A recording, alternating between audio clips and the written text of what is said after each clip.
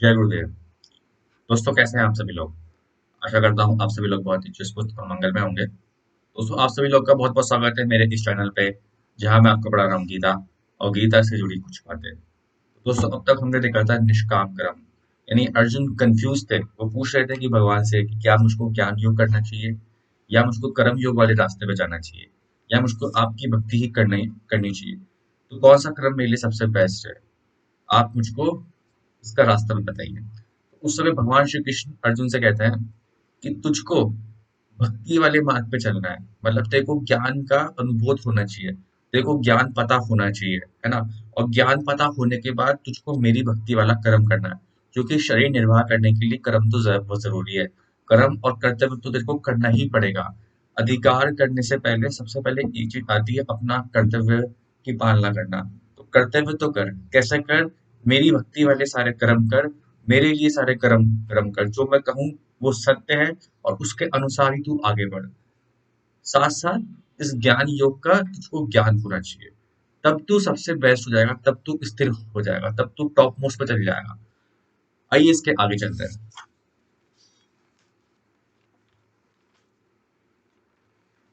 ज्ञानेन्दु तन्द्ज्ञाने येषां नान्यश्यततात्मनं तेषामादित्यव्यञ्जनं प्रकाशयति तत्परम्। किंतु जब कोई उस ज्ञान से प्रबुद्ध होता है जिसके जिससे अविद्या का विनाश होता है, तो उसके ज्ञान से सब कुछ उसी तरह प्रकट हो जाता है जैसे दिन में सूर्य की से सारी वस्तुएं प्रकाशित हो जाती है।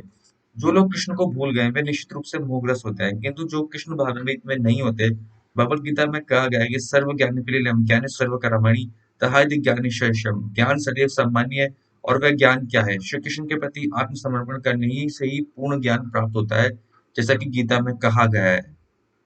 देखिए, हमारी जो नॉलेज है ना, उसके ऊपर एक लेयर चढ़ी हुई है इग्नोरेंस की।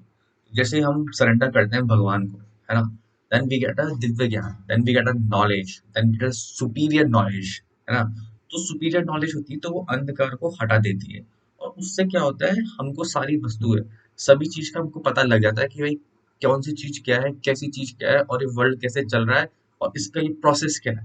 जैसे सूर्य में रखी हुई सभी सभी चीजें चमकने क्या लग जाती है, इसी तरीके से जो हमारा जो ज्ञान आता है हमारे अंदर, जब हम भगवान श्री कृष्ण के सामने अपने आप को सरेंडर करते हैं, तो हमको जो ज्ञान प्राप्त होता है, तो उस ज्ञान की वजह से हमको सभी चीजों का ज्ञान हो जाता है, सारी वस्तुओं का, इस वर्ल्ड का, इस मटेरियलिस्टिक वर्ल्ड का, हर एक चीज का हमको ज्ञान हो जाता है।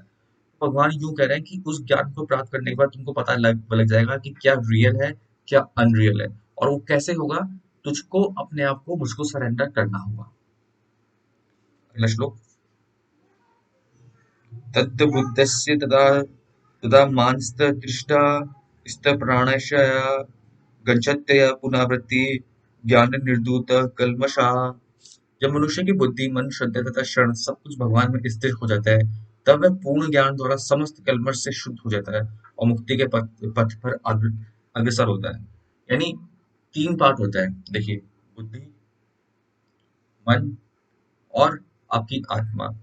कैसे होनी चाहिए? श्रद्धा पूर्वक, with 100% faith and surrender to lord Krishna, to supreme lord. जब आप अपने आप को पूरा सरेंडर कर देते हो भगवान श्री कृष्ण के सामने, तब आपको मुक्ति का पाथ मिल जाता है और आप मुक्ति के पाथ पे अग्रसर हो जाते हो। ये तभी पॉसिबल होगा कि जब आप 100% पूरा फेथ कि नहीं, मुझको मुक्ति का मार्ग, मार्ग है वो मिलेगा ही मिलेगा भगवान श्री कृष्ण के चरणों में, यानी भगवान श्री कृष्ण के सामने सरेंडर होने में। अगला श्लोक। विद्या विनय संपन्ने ब्रह्माणे कवि हस्तिनी शुनि चे विश्वपाके च पंडिता समदर्शिना। विनम्र साधु पुरुष अपने वास्तविक ज्ञान के कारण एक विद्वान तथा विनीत ब्राह्मण, गाय, हाथी, कुत्ता तथा चांडाल को समान दृष्टि स्वभाव संभाव से देखते हैं। अब इसका मतलब ये नहीं है कि जैसे आप ये सोचो कि ना, वो सभी को देख रहे हैं कि भाई ये भी कुत्ता है, ये भी कुत्ता है, वो भी कुत्ता है, ये भी गाय है, वो भी गाय। हाँ, उसको पता लग जाता है भाई, जब यदि आपने अपने आप को सरेंडर कर दिया भगवान को और आपको दिव्य ज्ञान प्राप्त हो गया, तो आपको पता लग जाएगा कि सबके पास एक स्पिरिट सोल है, यानी आप सबको एक ही समान भाव से देखोगे आपको सभी के अंदर भगवान श्री कृष्ण दिखाई देंगे, क्योंकि मैंने कल आपको बताया था कि हम सब भगवान श्री कृष्ण के अंश हैं। तो ये कुत्ता, गाय, घोड़ा, चांडाल, उनके अंदर भी आपको भगवान के अंश दिखाई दिखाई देंगे, and you will see a spirit soul in them. तो उसके तात्पर्य में ये वाला सोल लिखा हुआ है, ये वाला श्लोक लिखा है। अगला श्लोक, इहे ते जित सर्वो येषां साम्ये स्थितमनः निर्दोषिः समं ब्रह्म तस्मादि ब्रह्माणि ते स्थितः। जिनका मन एकत्व तथा समता में स्थित है, उन्होंने जन्म तथा मृत्यु के बंधनों को पहले ही जीत लिया है। वे ब्रह्मा के समान निर्दोष है और सदा ब्रह्मा में ही स्थित रहते हैं। यानी जिनको इस बात का ज्ञान है कि मृत्यु क्या है और जन्म क्या है, जिनको सफलता और असफलता को सेम भाव से दिखता है, वो पुरुष, वो ज्ञानी पुरुष और वो बुद्धिमान व्यक्ति ने अपने आप को जीत लिया है, और वो ब्रह्मा में लीन चैतन्य पुरुष है। अगला श्लोक, ना पृश्यते प्राप नाचित्ते प्राप्य है च प्रियम स्थिर बुद्धि समुद्धो ब्रह्मा विद ब्राह्मणी स्थित। जो ना तो प्रिय वस्तु को पाकर हर्षित होता है और ना ही अप्रिय को पाकर विचलित होता है, जो स्थिर बुद्धि है, जो मोह रहित है और जो भगवान विद्या को जानने वाला है, वह पहले ही ब्रह्मा में स्थित रहता है। ये भगवान ने यहाँ पे लक्षण दिए हैं। देखिए, प्रिय वस्तु को पाकर ऐसा नहीं कि yes okay I will get it, या ऐसे नहीं करता। और अप्रिय वस्तु को पाकर अरे यार ये क्यों आ गई, अरे शिट यार, जो ऐसे भी नहीं करता। जो सेम भाव में रहे, है ना, जिसके अंदर संतोष हो कि मुझको जो मिला है ना भगवान की मर्जी से मिला है and this is best for me, जो इस भाव में हमेशा रहे, अप्रिय वस्तु को पाकर और प्रिय वस्तु को पाकर, जो स्थिर बुद्धि है, जो मोह रहित नहीं है, मतलब जिसके अंदर भी क्या है, अटैचमेंट नहीं है चीजों को लेके, और भगवत गीता को जानने वाला है, और जिसको दिव्य ज्ञान है, वह पहले से ही ब्रह्मा में स्थित रहता है। यानी भगवान ने बहुत सीधे वर्ड्स में बताया है, अप्रिय वस्तु को पाकर और प्रिय वस्तु को पाकर जो स्थिर बुद्धि रहे, जिसको अटैचमेंट नहीं है चीजों से, कि हाँ जी मिल गया ठीक है, नहीं नहीं मिला ठीक है, ये मिल गया ठीक है, नहीं मिला ठीक है। तो इस तरह का जो पर्सन रहता है ना, वो पर्सन ब्रह्मा में स्थिर हो जाता है। अगला श्लोक, ब्रह्मस्पर्शे व्यक्तिसात्मा विद्येदान्तनिमी से यत् सुखम स ब्रह्म योग युक्तामता सूक्ष्मक्षेमश्नुते। ऐसा मुक्त पुरुष भौतिक इंद्रिय सुख की ओर आकृष्ट नहीं होता, अपितु शरीर समाधि में रहकर अपने अंतर में आनंद का अनुभव करता है। इस प्रकार स्वरूप सिद्धि व्यक्ति ब्रह्म ब्रह्मा में एकाचित्र होने के कारण असीम सुख भोगता है। एग्जाम्पल लेते हैं, मान लीजिए आपको बहुत प्यास लग रही पानी की ना, और आपके सामने मैं एक पानी का गिलास देता हूँ, आपका मन मन करेगा पानी पीने का। अब मैं आपसे कहता हूँ कि नहीं जी पानी मत पियो आप, अरे यार पानी तो पीना ही पड़ेगा भाई, मेरे को प्यास लगी तो पानी तो पीऊंगा सी ना। फिर मैंने आपको दूसरा ऑप्शन दे दिया, मैंने कहा कि ये लो, ये एक मैंगो शेक है। अब मैं आपसे पूछता हूँ, तो आप पानी पीना पसंद करेंगे या फिर अब आप मैंगो शेक पीना पसंद करेंगे? आप बोलेंगे नहीं नहीं, अब तो मैंगो शेक चाहिए। तो वो मैंगो शेक क्या है? इनफाइनाइट मजा है इसका, भक्ति का, भगवान की भक्ति का। और अ ग्लास ऑफ वाटर क्या है?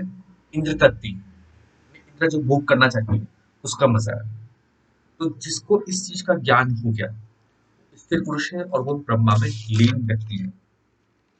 इस प्रकार स्वरूप सिद्ध व्यक्ति ब्रह्म ब्रह्मा में एक एकाग्रचित होने के कारण असीम सुख भोगता है। यानी कौन असीम सुख भोगता है? जिसको इस बात का पता है कि इनफाइनाइट सुख कहाँ पर है, इनफाइनाइट एनर्जी कहाँ पर है, इनफाइनाइट मजा कहाँ पर है, वो इंसान असीम सुख भोगेगा, क्योंकि उसको पता है ना कि मैंगो शेक क्या है। वो मैंगो शेक क्या है? भगवान की भक्ति का सुख है ना, इनफाइनाइट है वो मेरी आत्मा का सुख है। तो वो उसके आनंद में रहेगा। और जहाँ की जो दूसरा व्यक्ति है ना, उसको एक ग्लास ऑफ वाटर में ही मजा आ रहा है, अपने इंद्रिय को तृप्ति करने में मजा आ रहा है। तो ये चीज भगवान ने डिफरेंस बताई। अगला श्लोक, ये ही स्पर्शंजा भोगा दुःख योने एव ते आगतन्तं कौन्तेय न तेषु रमते बुधः। बुद्धिमान मनुष्य दुखों के कारण में भाग नहीं लेता, जो कि भौतिक इंद्रियों के सत्संग से उत्पन्न होते हैं। हे कुंती पुत्र, ऐसे भोगों का आदि तथा अंत होता है, अतः चतुर व्यक्ति इसमें आनंद नहीं लेता।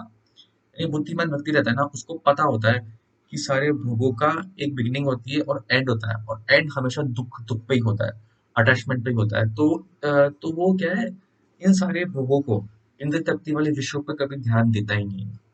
उसको पता है कि सबसे सबसे ज्यादा मजा वो आने वाला है भगवान की भक्ति में, तो वो वही वाला काम करता है। अगला श्लोक। शिखोति हृदये साधु प्रक्षिभिक्ष विमुक्षता काम क्रोधम दर्प वेगम स युक्त स सुखी नरः। यदि इस शरीर को त्यागने के पूर्व कोई मनुष्य इंद्रियों के वेगों को सहन करने तथा इच्छा एवं क्रोध को वेग को रोकने में समर्थ होता है, तो वह इस संसार में सुखी रह सकता है। भगवान ने बताया कि कौन सा इंसान सुखी रह सकता है, यानी जो अपनी इच्छाओं को, है ना, और जो अपने गुस्सों को कंट्रोल कर ले। सवाल ये आता है, इच्छा आती कैसे है? इच्छा आती है, आपकी इंद्रियां क्या तृप्ति करना चाहती है, तृष्णा करना चाहती है, तो उससे आती इच्छा। इच्छा पूरी नहीं हुई, अटैचमेंट आया, कॉन्टेम्पलेशन ऑफ ऑब्जेक्ट आया, and it creates the lust, attachment. अब इच्छा पूरी नहीं नहीं हुई ना, तो उससे आया गुस्सा, उससे आया क्रोध। तो जो इसी साइकिल में रहता है ना भाई, वो तो उसका तो पतन होना फिक्स ही फिक्स है। और जिसको इस चीज के बारे में नॉलेज है कि भाई इच्छा से आएगा तो गुस्सा, क्रोध आएगा, तो वो इन सब चीजों के विषय में कभी नहीं पड़ता, और वो क्या है, सिर्फ ओनली एंड ओनली भगवान की भक्ति करता है।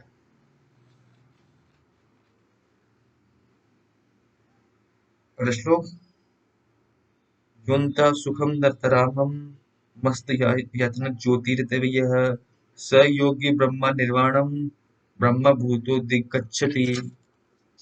जो अंतकरण में सुख का अनुभव करता है, जो कर्मठ है, और जो अंतकरण में ही रमण करता है, जिसका लक्ष्य अंतर्मुखी होता है, वह सचमुच पूर्ण योगी है। वह ब्रह्म ब्रह्म में मुक्ति पाता है और अंततोगत्वा ब्रह्मा को प्राप्त होता है। यानी जो अंतकरण में सुख का अनुभव करता है, जो कर्मठ है, और जो अंतकरण में रमण करता है, जिसका लक्ष्य अंतर्मुखी होता है, वह सचमुच पूर्ण योगी है। यानी जिसको पता है कि भाई बाहर का जो संसार है ना, मटेरियल जो वर्ल्ड है, वो इंद्रिया सुख करने के लिए बना है, मतलब यानी इंद्रिया सुख करना चाहती है उसके अंदर। तो जो अपने आप में रहता है, जो अंतर्मुखी रहता है, जो बार बार भगवान का स्मरण करता है, भगवान की भक्ति करता है, वो सच में मुक्ति को प्राप्त होता है। वो को मिलता है, और वो क्या है, मुक्ति को प्राप्त होता है। इसमें ये लिखा हुआ है, लभन्ते ब्रह्मा निर्वाणमस्य क्षीणकल्मषत्रिकितेधा यत्मान सर्वभूतिरता। जो लोग संचय से उत्पन्न होने वाले देह से परे हैं, जिनका मन आत्मसाक्षात्कार में रत है, जो समस्त जीवों के कल्याण कार्य करने में सदैव व्यस्त रहते हैं और समस्त पापों से रहित है, वह ब्रह्मा निर्वाण मुक्ति को प्राप्त करता है।